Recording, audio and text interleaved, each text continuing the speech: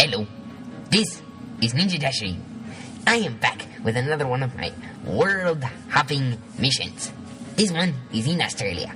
I am visiting various awesome places around that region as usual. The first stop will be a place called Lake Toba. Lake Toba. It has 4 volcanoes near it, and at one point, one erupted. That was how the lake was created, is that it erupted and blew off a channel or something that allowed water to come flooding into where Lake Toba is now currently sitting. Also, when one of the volcanoes blew up once again, it was possibly the largest explosion that has happened in a very long time. Now, I say a very long time because I'm not so sure what I think of the whole Earth being 25 million years old thing. But that's what they actually said. That it was possibly the largest explosion that had happened in 25 million years. Which means a very, very, very long time if you don't buy all that stuff. The next stop was a temple called Borobudur. It was influenced by both Buddhism and Hinduism, as evident from its designs. It was abandoned, though, for an unknown reason until it was rediscovered. And the reason remains unknown to this day. Although much ash around the site makes me think maybe it was a volcano. Or maybe just clever ninjas. Who knows? My next stop is in Australia. It is called Ayers Rock. It also has a name, Uluru or something like that. That is its actual name. It's like native name that all the natives call it. The native Aborigines believe that there is a hollow space beneath the rock, and that there's some great power source down there. The rock is also smooth and doesn't have fissures and stuff like that. That is part of why the rock is just so large and isn't like eroded away and stuff due to water, is that it doesn't have the fissures and stuff, which is kind of interesting as it's made of sandstone, which would think would erode really quickly, but not quite true if it does not have the fissures in it. Rather interesting. My next stop was a rather interesting town, rather a short stop though, but still, very beautiful and such.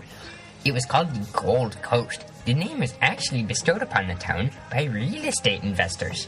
Must have been because they were getting a lot of gold off the coast or something like that. I mean, cash off the coast, I guess, would be the more modern terms for it, I guess. But anyway, it was also partially settled due to its large supply of red cedar. My next stop was Sydney. This was once again going to be a relatively short stop, but I had a little ninja mission I need to get out of here and so forth. Anyway, I had to go to the Opera House, just, because that's such a big symbol of Sydney and Australia in general. So, I went there, and I learned that it had been built by a guy named Jan Utzon, or something like that. It's kind of a funky spelling, and I'm not entirely sure of the pronunciation, but I think that's it.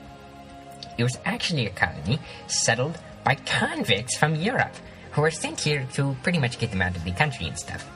But still, kind of a fun way to settle a country and continent and stuff is just send a bunch of your prisoners down there. See what happens. It's much friendlier though today, do not worry. My next stop on my route south was Tasmania. This would be the stop that I make before I go to New Zealand, which would be a fun little area in and of itself. But anyway, while I was in Tasmania, I did some more golfing. I still find golfing very, very fun. I also learned that it was ruled by the Aborigines until the British settled.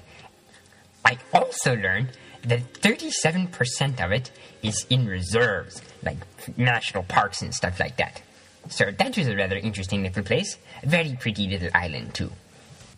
If you were ever making a trip to Australia, this might be a place you would want to visit.